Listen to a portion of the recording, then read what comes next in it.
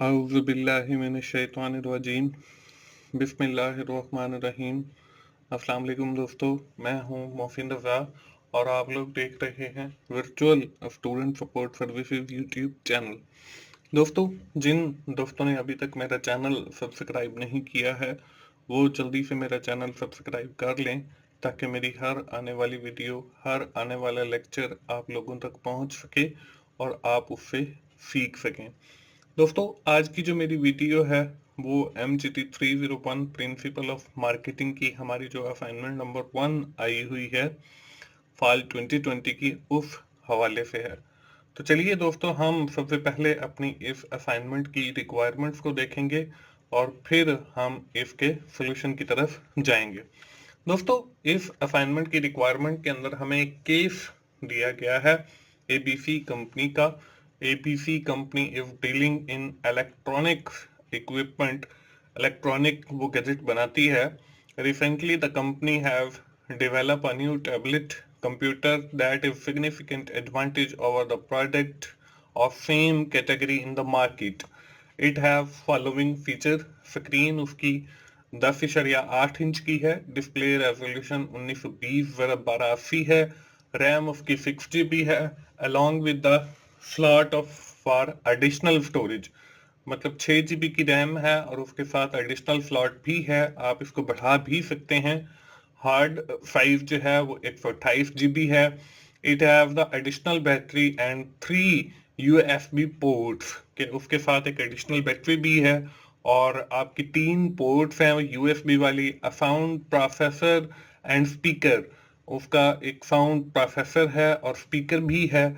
ABC company is striving to sell their new product to the retailer and customer both. वो जो new product है वो customer को भी सेल की जा रही है और डायरेक्ट और रिटेलर के थ्रू भी वही सेल की जा रही है। But before launching in the market the company needs to make a macro environment analysis. Before launching उस प्रोडक्ट की कंपनी को जो है वो मार्केट मैक्रो एनवायरमेंट एनालिसिस करना है। तो ये हमें एक केस दिया गया है और इस केस से आगे हम लोगों ने क्या करना है, हम लोगों ने ये करना है, you are advise to require to access that how following factor would impact the new launching technology of ABC company. Company जो वो न्यू टैबलेट लॉन्च कर रही है उसका मैक्रो इन्वायरमेंट जो है उस पर कैसे इम्पैक्ट होगा। इसमें हमारे पास इकोनॉमिक इन्वायरमेंट है, टेक्नोलॉजिकल इन्वायरमेंट है, इसमें हमारे पास पॉलिटिकल एंड लीगल इन्वायरमेंट है, कल्चरल इन्वायरमेंट है। तो ये हमारे मैक्रो इन्वायरमेंट के अंदर आती हैं सारी चीजें। तो ये कैसे इम्पैक्ट करेंगे हमारी उस नई प्रोडक्ट के ऊपर ये हमने बताना है। Provide strong justification against each above mention factor. You need to write in context of scenario और रिटन अबव। और हमने जो भी लिखना है वो जो ऊपर हमें केस दिया गया है जो अभी मैंने पढ़ा उस हवाले से लिखना है। Generic answer would be not entertain, और जो हमारा जेनेरिक आंसर होगा उसको एंटरटेन नहीं किया जाएगा। मतलब ये कि हमने अपने केस के हिसाब से लिखना है। दोस्तों, बढ़ते हैं हम इसके सोल्यूशन की तरफ और इसमें मैं आपको बताता चलूं, ये जो मैक्रो एनवायरमेंट एनालिसिस होता है इसको हम पेस्ट एनालिसिस या पेस्टल एनालिसिस भी पढ़ते हैं, जिसमें पी जो है रिप्रेजेंट करता है पॉलिटिकल एनवायरमेंट को, ई जो है वो रिप्रेजेंट करता है इकोनॉमिक एनवायरमेंट को, एफ जो है रिप्रेजेंट करता है सोशल एनवायरमेंट को और टी जो है वो रिप्रेजेंट करता है टेक्नोलॉजिकल एनवायरमेंट को। और यही हमारा जो है मैक्रो एनवायरमेंट एनालिसिस है। तो हम बारी बारी जो है वो पेस्ट एनालिसिस के चीजों को लेंगे और इंशाल्लाह मैं आपको बताऊंगा कि कैसे वो हमारी उस नई टेक्नोलॉजी के ऊपर जो है वो इम्पैक्ट करती है। इसमें सबसे पहले हम पॉलिटिकल एंड लीगल एनवायरमेंट है इसको लेंगे। दोस्तों, मैंने जो है तीन तीन पॉइंट जो है हर एनवायरमेंट के लिए लिए हैं और साथ ही फिर उनको विद इन डिटेल समझाया है। तो आप लोगों ने जो है इनमें से एक दो पॉइंट लेने हैं और उसकी जो डिटेल है वो आप लोगों ने खुद लिखनी है। इसमें पहला जो पॉइंट है वो हेल्थ एंड सेफ्टी लॉ के हवाले से है कि हम ये जो न्यू टैबलेट पीसी लॉन्च करने जा रहे हैं, इसका लोगों की हेल्थ पर क्या असर पड़ेगा, क्या उससे सेफ्टी फराहम होगी। तो हमने सबसे पहले जो है, जब हम मैक्रो एनवायरमेंट एनालिसिस करेंगे तो हम लोगों की हेल्थ एंड सेफ्टी के हवाले से देखेंगे कि हमारी इस प्रोडक्ट का जो है लोगों की जिंदगियों पर क्या असर अंदाज, या कम्युनिटी पर या सोसाइटी पर क्या असर होगा। इसके बाद जो दूसरी चीज है वो है कॉपीराइट लॉ, कि हम ये जो प्रोडक्ट लॉन्च करने जा रहे हैं, क्या हमारे पास इसके फुली कॉपीराइट लॉ है, क्या कोई और कंपनी भी यही same type of tablet computer launch कर रही है। तो हमने ये कॉपीराइट या पेटेंट राइट्स या ये जितनी भी सारी चीजें हैं related to the legality of the product, ये हमने इन सारी चीजों को देखना है। इसके बाद जो तीसरी चीज है वो हमारे पास डिस्क्रिमिनेशन लॉ है। डिस्क्रिमिनेशन लॉ का मतलब ये है कि क्या आया हम ये जो प्रोडक्ट लॉन्च करने जा रहे हैं वो सिर्फ और सिर्फ अमीर लोग खरीद सकते हैं, या गरीब लोग भी इसको अप्रोच कर सकते हैं, इसको खरीद सकते हैं। डिस्क्रिमिनेशन बेसिकली यही होता है कि जिसके अंदर लोगों के दरमियान मतलब फर्क रखा जाए। तो हमने इस चीज को भी मद्देनजर रखना है कि हमारी जो न्यू टैबलेट है, इसकी जो प्राइस है वो इतनी होनी चाहिए कि उससे डिस्क्रिमिनेशन मतलब सोसाइटी के अंदर क्रिएट ना हो। तो ये तीन पॉइंट जो हैं ये हमारे पॉलिटिकल एंड लीगल एनवायरनमेंट से हैं। इसके बाद अगला जो हमारे पास एनवायरनमेंट आता है, यानी कि पी हमने पढ़ लिया है, उसके बाद ई आता है इकोनॉमिक एनवायरनमेंट आता है। अब इकोनॉमिक जो एनवायरनमेंट है इसके अंदर भी काफी सारे इंडिकेटर हैं। इसमें पहली बात तो ये है इंटरेस्ट रेट, कि हम ये जो टैबलेट पीसी लॉन्च करने जा रहे हैं उसको हमने जो बनाया है उसके लिए हमने फंडिंग कहाँ से ली है। हमने अगर कहीं बैंक से लोन लिया है या किसी से पैसे लिए हैं तो लामहला हमें इंटरेस्ट पे करना पड़ेगा। तो जब हम किसी भी फंड के अगेंस्ट इंटरेस्ट पे करते हैं तो उसका मतलब ये है कि हमारी वो जो प्रोडक्ट है उसके अंदर वो इंटरेस्ट की कॉस्ट भी शामिल होगी। तो अगर आपने जो कैपिटल है वो बोरो किया है किसी बैंक से या फाइनेंशियल इंस्टीट्यूशन से और उसके इंटरेस्ट रेट ज्यादा हैं, तो आपकी जो प्रोडक्ट है उसकी जो प्राइस है वो ऑटोमेटिकली इंक्रीज हो जाएगी। तो ये इंटरेस्ट रेट जो है इकोनॉमिक एनवायरनमेंट, ये आपकी उस प्रोडक्ट के ऊपर असरअंदाज हो सकता है। इसके बाद जो दूसरा पॉइंट है वो है इन्फ्लेशन। अगर चीजों की कीमतें जो हैं वो बढ़ रही हैं, यानी कि आपके जो फैक्टर ऑफ प्रोडक्शन है या आपका रॉ मटेरियल है जो आपने परचेज करना है to produce that such PC or tablet, अगर उनकी कीमतें बढ़ रही हैं तो लामहला आपके पास जो आउटपुट आएगी उसकी भी जो कीमतें हैं वो ज्यादा होंगी। तो इसलिए जब हम न्यू प्रोडक्ट को लॉन्च कर रहे हैं तो हमने इस चीज को भी कंसिडर करना है कि इन्फ्लेशन तो नहीं है मार्केट के अंदर। इसके बाद अगला जो पॉइंट है इकोनॉमिक्स के हवाले से वो हमारे पास टैक्सेस हैं, कि हम ये जो न्यू प्रोडक्ट लॉन्च कर रहे हैं क्या गवर्नमेंट इसके ऊपर टैक्स इम्पोज करेगी या नहीं करेगी। अगर टैक्स इम्पोज करेगी तो उससे भी हमारी जो प्रोडक्ट है उसके ऊपर असर पड़ेगा। अगर टैक्स इम्पोज करेगी तो लामहला उसकी कीमत जो है वो ज्यादा होगी।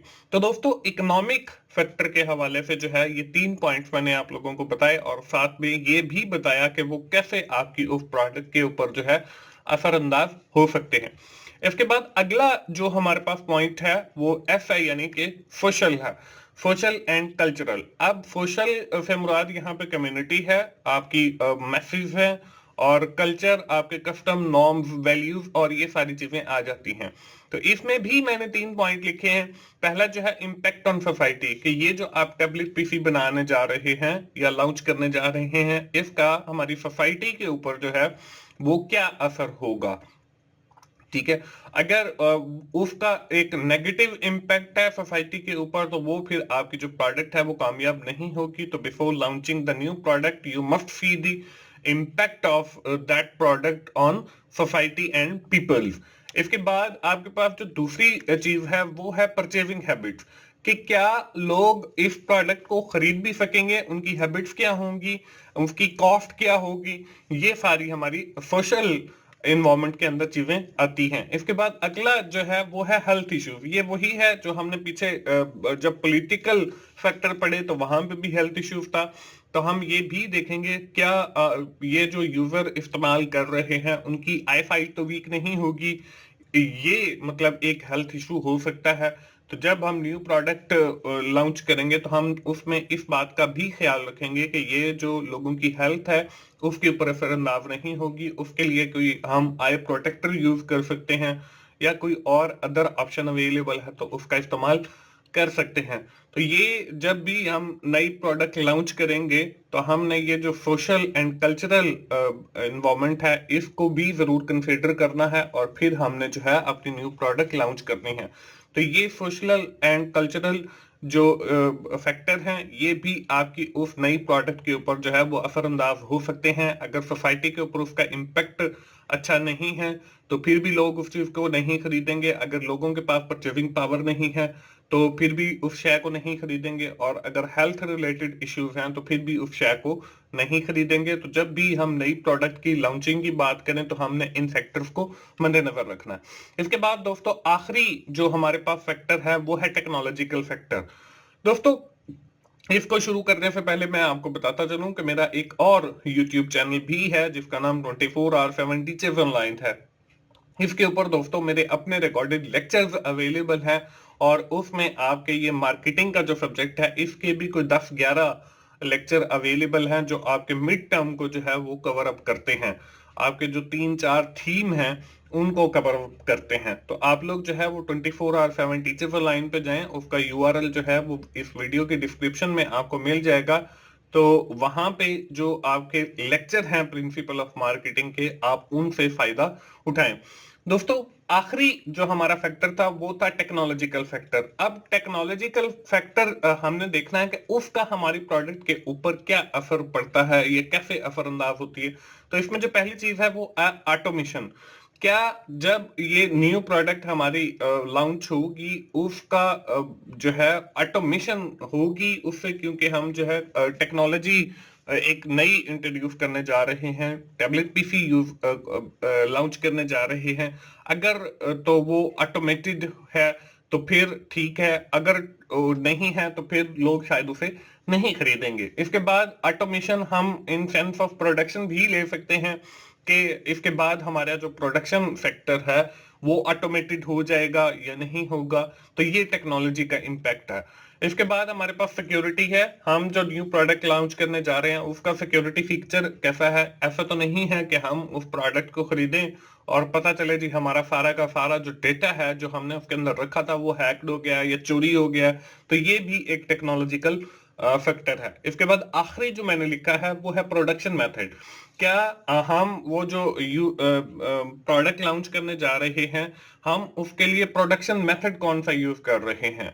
अगर हम कोई लेटेस्ट टेक्नोलॉजी यूज कर रहे हैं to produce the product and services तो फिर हमारी जो प्रोडक्ट की कॉस्ट है वो कम होगी। अगर हम कोई ट्रेडिशनल मेथड यूज कर रहे हैं तो फिर हमारी जो कॉस्ट है वो ज्यादा होगी। तो ये टेक्नोलॉजिकल फैक्टर हो सकते हैं। बिफोर लॉन्चिंग द प्रोडक्ट हमने इन फैक्टर को भी देखना है। तो दोस्तों ये मैंने एक आइडिया दिया है असाइनमेंट बनाने का। तो आप लोग जो है इसमें से पॉइंट लेकर कि कैसे वो आपकी उस प्रोडक्ट के ऊपर असरअंदाज होते हैं आप अपनी असाइनमेंट बना सकते हैं।